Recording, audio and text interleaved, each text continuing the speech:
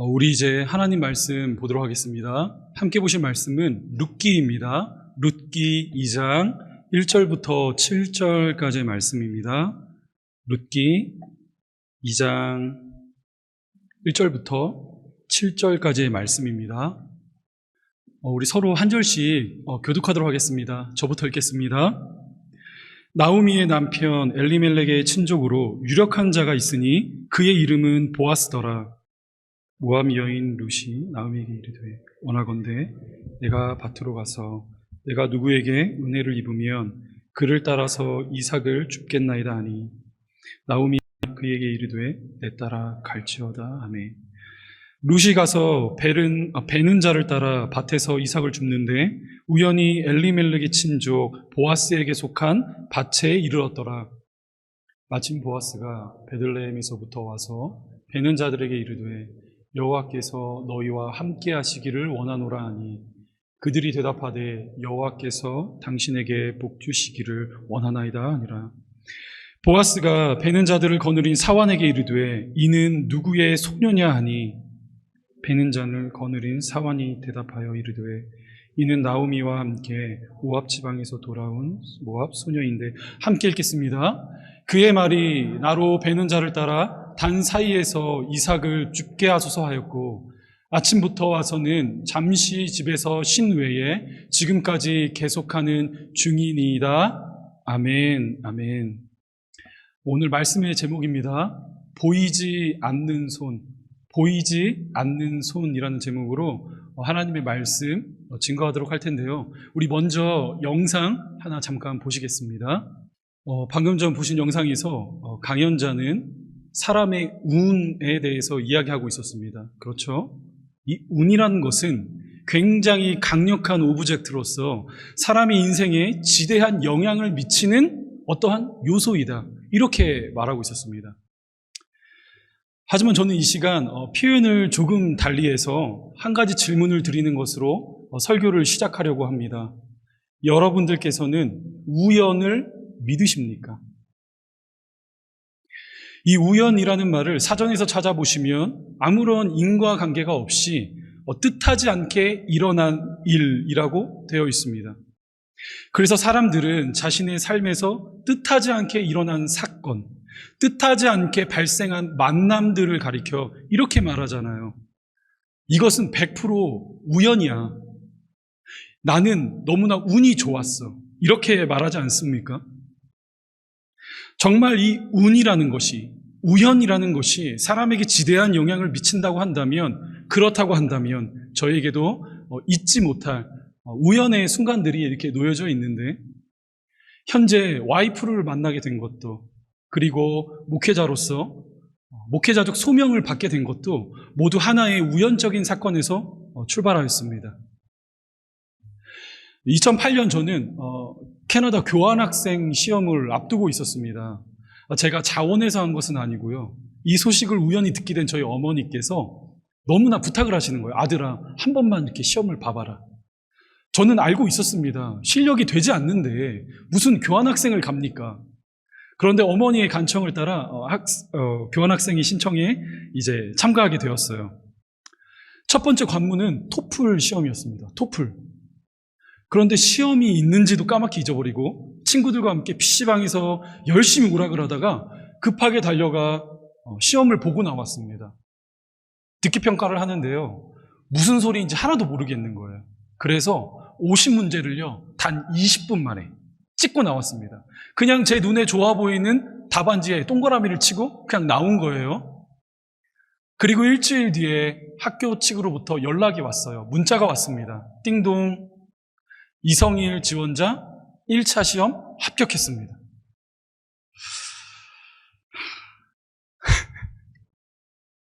그리고 그 뒤로부터 한 달 정도 시간이 흘러 이제 영어 면접이 있었습니다.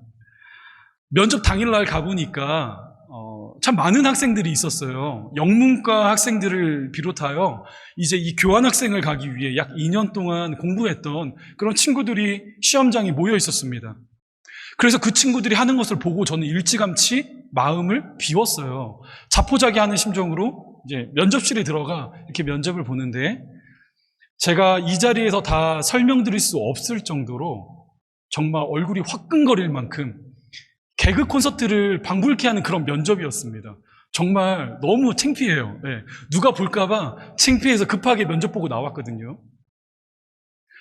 외국인 교수님이 이렇게 영어로 질문을 하는데 그 질문을 알아들어야 제가 이렇게 대답을 할 거 아닙니까? 질문을 알아들을 수 없으니까 그냥 제가 하고 싶은 이야기를 콩글리시로 막 하고 나온 거예요. 브로큰 잉글리시로 막 하고 나서 재빠르게 나왔습니다. 그리고 나서 일주일 뒤 연락이 하나가 왔는데 띵동 이성일 지원자 2차 면접에 합격했습니다. 캐나다에 갈 준비 하십시오. 당황스럽고 어이가 없었습니다. 이건 분명히 학교의 전산에 오류가 발생했다. 그래서 제가 그 교환학생 업무를 담당하는 그 부서를 찾아갔습니다. 담당자를 만나기 위해 찾아갔는데 그 담당자가 저를 딱 보시더니 한눈에 알아보시더라고요. 그러면서 이런 말씀을 하셨습니다. 너 그 학생이네? 알고 보니까 이 면접을 할 때는 보통 영문과 교수님과 그다음에 외국인 교수님이 서로 한 팀을 이루어 이렇게 면접을 치르는데 마침 제가 면접을 보는 그 타이밍에 영문과 교수님이 몸이 안 좋으셔서 자리를 비우시게 된 거예요. 그래서 그 자리를 대신하여 들어가신 분이 바로 교환학생의 모든 업무를 담당하시는 그 담당자분이 저를 대신 이렇게 면접을 보게 된 것입니다. 그러면서 저를 자기의 권한으로 뽑았다라고 말씀하고 계셨어요. 분명 저는 실력적으로 보았을 때 탈락이 당연한 상황입니다. 그런데 면접을 보는데 제 얼굴을 탁 보아하니 저거 그냥 캐나다 가서 잘 지낼 것 같은데? 아무 일 없이 잘 놀다 올 것 같은데? 그러한 마음이 들어서 본인의 권한으로 저를 뽑았다. 이러한 말씀을 해주셨어요. 그렇게 우연처럼 시작된 캐나다에서의 그 생활, 빅토리아에서 보냈던 1년이라는 세월은 정말 잊을 수 없는 꿈 같은 시간을 제게 선물해 주었습니다. 그곳에서 현재 와이프도 만나게 되었고요. 그리고 인생에 아무런 목적과 목표가 없이 세상을 향해 질주하고 있던 저를 잠시 멈춰 세우고 하나님의 부르심이 무엇인지를 확인케 만드셨던 그런 순간이기도 했습니다. 그래서 저의 지난 20대 시절을 돌이켜 본다면 말로 설명할 수 없는 우연의 사건들이 겹치고 겹쳐 일어난 시간이었다. 이렇게 말할 수가 있다는 것입니다. 주 안에 사랑하는 여러분, 그렇다면 여러분들은 어떠십니까? 여러분들도 저와 마찬가지로 말로는 설명할 수 없는 참 다양한 우연의 사건들을 경험하시며 현재 이 자리까지 살아오신 것이 아니십니까? 분명 뜻대로 되지 않는 순간들 있었습니다. 계획했고 마음을 먹었지만 내 뜻대로 되지 않는 순간들 참 많았어요. 하지만 그때마다 기적처럼 찾아오는 우연의 사건들로 인하여 웃을 날이 있었고 또 이와 동일한 기적의 사건, 우연을 소망하며 살아가는 것, 어쩌면 이것이 저와 여러분들의 공통된 마음일지도 모르겠다는 것입니다. 주 안에 사랑하는 여러분, 우리는 지난 2주에 걸쳐 룻기서 1장의 말씀을 살펴보았습니다. 그 내용을 잠시 정리해 보자면 나오미는 모압 땅에서 보냈던 10년이라는 그 절망의 세월을 정리하고 다시 베들레헴으로 돌아갈 것을 결단했습니다. 후회가 아니라 회개의 자리로, 신자의 자리로 돌아갈 것을 그녀가 결단했다는 것이죠. 이제 베들레헴으로 돌아가는 길에서 며느리 중 한 명이었던 오르바라는 여인은 다시 자신의 고향 모압 땅으로 되돌아갈 것을 선택했습니다. 신앙이 근거가 된 판단이었어요. 하나님을 붙들고 살아가는 거, 그거 별 볼 일 없다. 시간 낭비다. 이렇게 여기며 자신의 신에게로 오르바는 되돌아갔습니다. 하지만 그곳에 있었던 또 다른 한 사람, 룻이라는 여인은 끝까지 시어머니 나오미를 쫓아 베들레헴으로 향할 것을 결단하고 있었어요. 어머니의 백성이 나의 백성이 될 것이고 어머니의 하나님이 나의 하나님이 될 것입니다. 이렇게 신앙을 고백하며 하나님이라는 세 글자를 붙들고 그 힘겨운 걸음을 나아갈 것을 그녀는 선택하고 있었다는 것입니다. 그래서 룻기 1장은 다음과 같이 마무리가 되고 있었죠. 룻기 1장 22절입니다. 우리 같이 한번 읽어볼까요? 시작!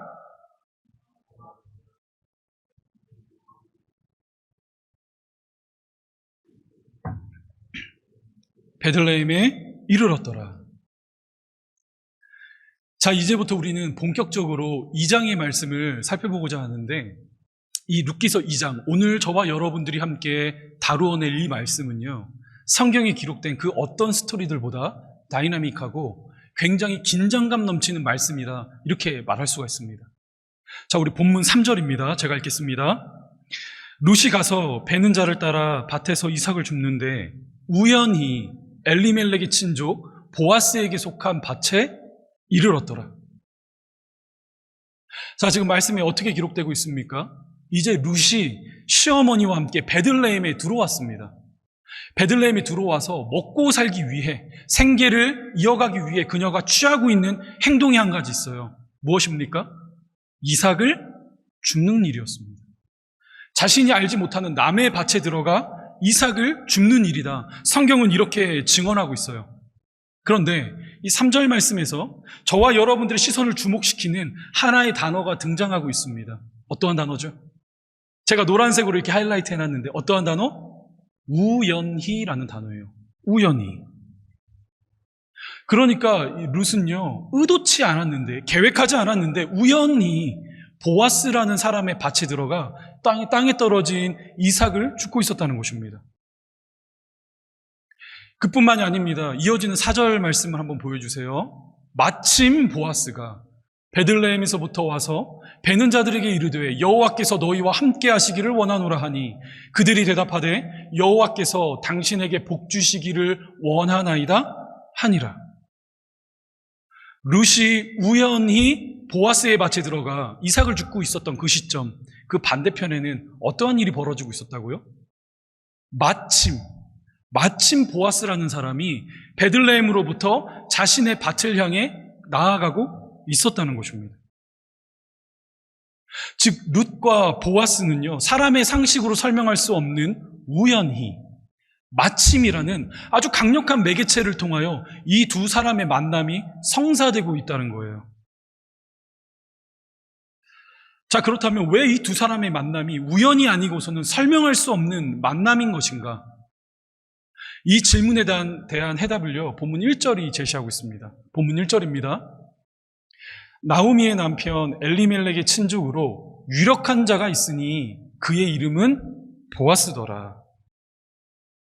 이제 성경은 앞으로 펼쳐질 중요한 등장인물 중 한 사람인 보아스에 관하여 어떻게 설명을 하고 있느냐? 그는 유력한 사람이었다라고 말하고 있습니다.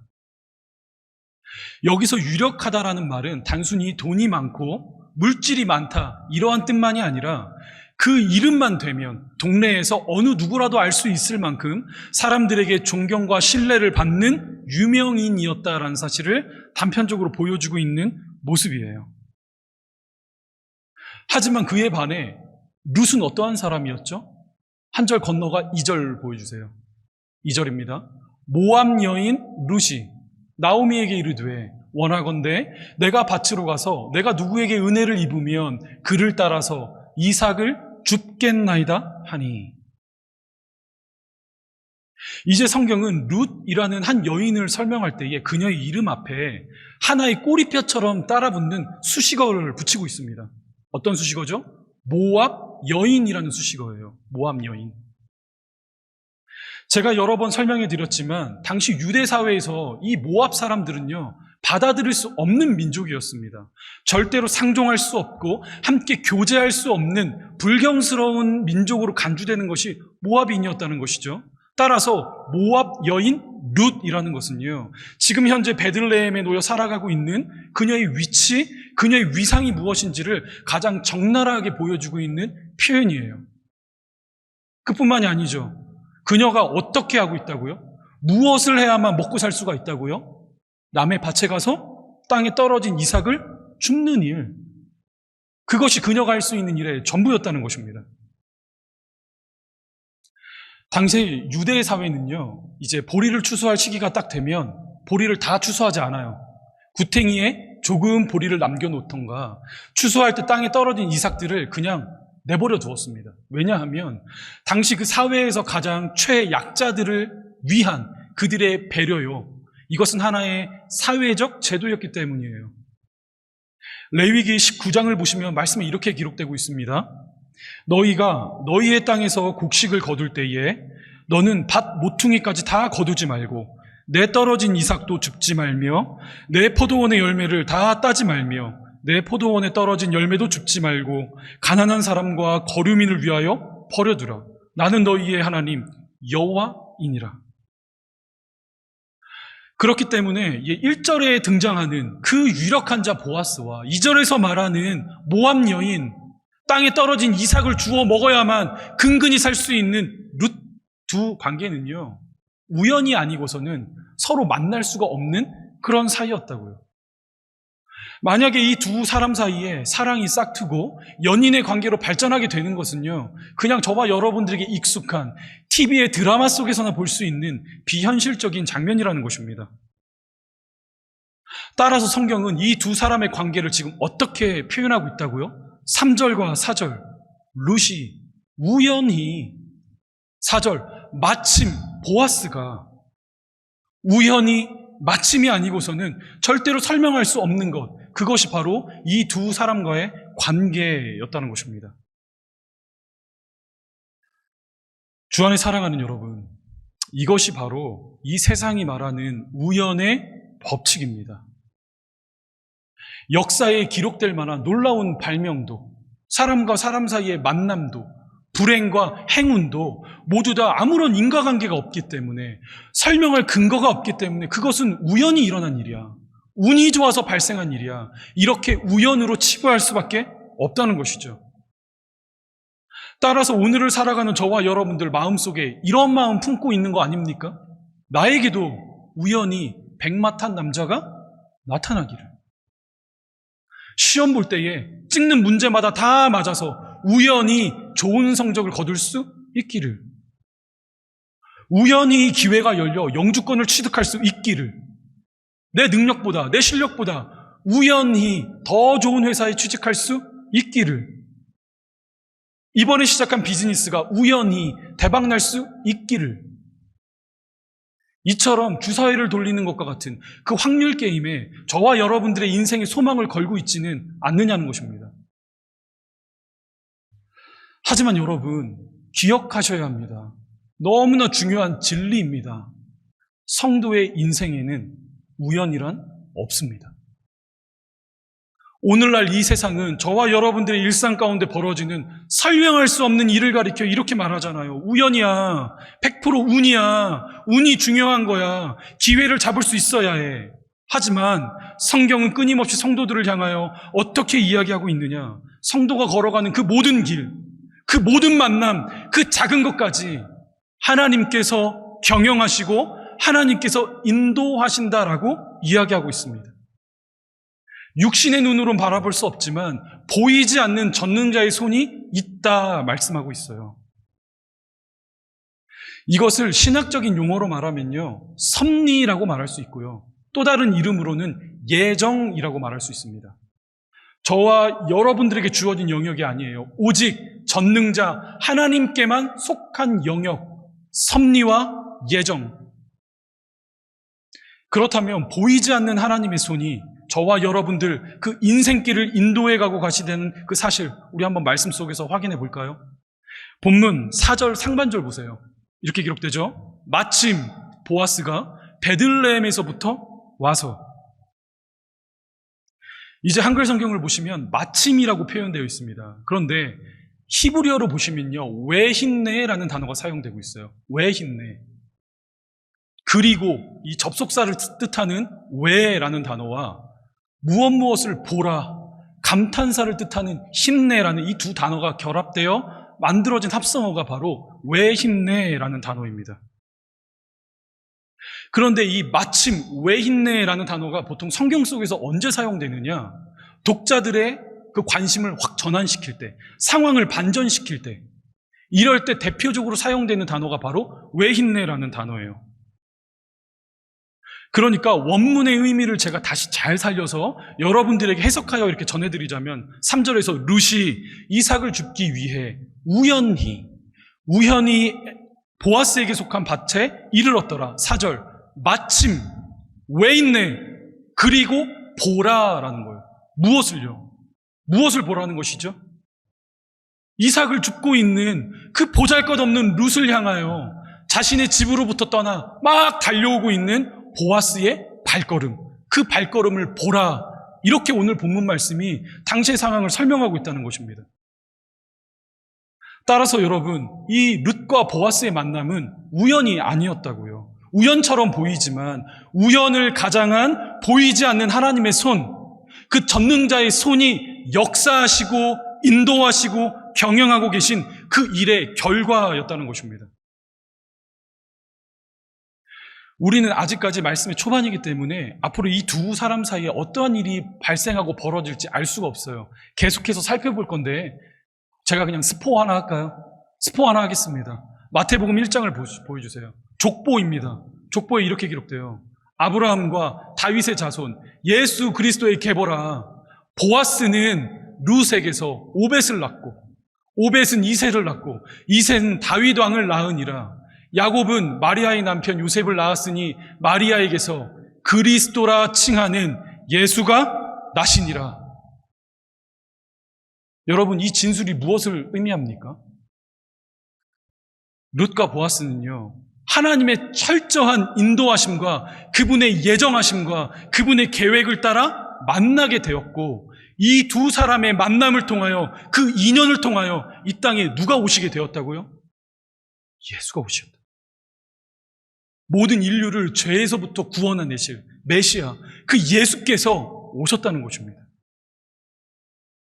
눈에 보이지 않는 전능자의 손이 한 사람의 인생만을 경영해 가시는 것이 아니라 모든 온 인류의 역사를 주관하고 계시다는 사실을 잘 보여주고 있다는 것이죠. 주 안에 사랑하는 여러분, 우리들에게 이 믿음이 필요합니다. 우연히와 마침 외인내 사이에 놓여 역사하고 계시는 보이지 않는 전능자의 손이 있다는 사실을 바라보고 신뢰할 수 있는 그 믿음의 눈이 저와 여러분들에게 필요한 거예요. 자, 그렇다면 오늘 주시는 메시지를 여러분들의 삶에 한번 적용해 볼까요? 우리가 정든 한국 땅을 떠나 이 캐나다 땅에 오게 된 것, 여러분 우연입니까? 현재 여러분들이 일하고 계신 주어진 그 삶의 현장, 그 일터, 과연 우연히 주어진 현장입니까? 올해 4월달로 이 캘거리에 개척된 이 캘거리 제자 삼는 교회, 우연히 개척된 것입니까? 여기서 만나게 된 저와 여러분들의 이 만남, 우연한 만남입니까? 아니라고요. 왜 힘내입니다. 왜 힘내? 보라는 것입니다. 무엇을요? 지금도 보이지 않게 열심히 일하고 계시는 그 전능자 여호와의 손을요. 주 안에 사랑하는 여러분, 다시 한번 말씀드립니다. 성도로 살아가는 저와 여러분들의 인생에 우연은 없습니다. 우연을 기대하시면 안 돼요. 하나님의 손이 미치지 않는 그 영역은요, 조금도 없습니다. 이 세상은 이렇게 말하죠. 빅뱅을 통하여 우연히 태양계가 창조되었고, 우연히 물에서 진화된 그 미생물이 진화의 진화를 거듭하여 포유류가 되었고, 그 원숭이가 진화의 진화를 거듭하자 우연히 인간이 되었다. 왜요? 왜 이렇게밖에 말할 수 없죠? 사람의 논리와 이성으로는 설명할 길이 없기 때문에 그거 우연이야. 운이야, 운. 이렇게밖에 설명할 길이 없다는 것입니다. 사랑하는 여러분, 그런데요, 하나님께서 믿는 성도들에게 이렇게 선포하고 계세요. 태초에 하나님이 천지를 창조하셨느니라. 이 땅을 만든 보이지 않는 그 손이 있노라. 사람이 마음으로 자기의 길을 계획할지라도 그 걸음을 인도하시는 이는 여호와이시니라. 너희들의 그 인생의 걸음을 인도해 가고 있는 보이지 않는 전능자의 손이 있다는 것입니다. 그러나 내가 가는 길을 오직 그가 아시나니 그가 나를 단련하신 후에는 내가 순금같이 되어 나아오리라. 저와 여러분들을 훈련시키시고 빚어가시는 하나님의 보이지 않는 손이 있다는 거예요. 사랑하는 여러분, 이 시간 간절히 소망하기는 오늘 이 자리 가운데 참석하신 우리 사랑하는 성도들의 그 심령 가운데에 보이지 않는 여호와의 손을 누리시고 목격하시는 그런 여러분들의 복된 인생이 될 수 있기를 소망합니다. 현재 주어진 그 자리 있죠. 어느 누군가는 기쁘죠. 기쁨을 경험하는 자들도 있겠고, 어느 누군가는 말도 안 되는 어려움과 궁핍함의 자리에 놓여진 인생이 있습니다. 마치 룻과 같은, 모압 여인과 같은, 땅에 떨어진 이삭이나 주워 먹어야 살 수 있는 그런 인생들이 있지요. 하지만 여러분, 이 룻기가 무엇을 보여주고 있다고요?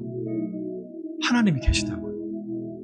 보이지 않는 그 손이 저와 여러분들의 인생길을 인도해 가고 계시다고요. 어디까지요? 가장 선한 길, 푸른 초장과 꿀이 넘치는 그 자리, 그거를 보여주고 싶으신 거예요. 보라는 것입니다. 너희들은 우연히의 인생이 아니라 외인내의 인상이라는 것을. 이 시간 소망하기는 여호와의 외인내를 믿음으로 바라보며 여호와의 일하시는 그 순간을 소망하며 그렇게 살아가시는 우리 모든 캘거리 제자 삼는 교회 권속들 될 수 있기를 주님의 이름으로 간절히 축복합니다. 우리 이 시간 함께 기도하며 나아가도록 하겠습니다. 기도하실 때에 하나님,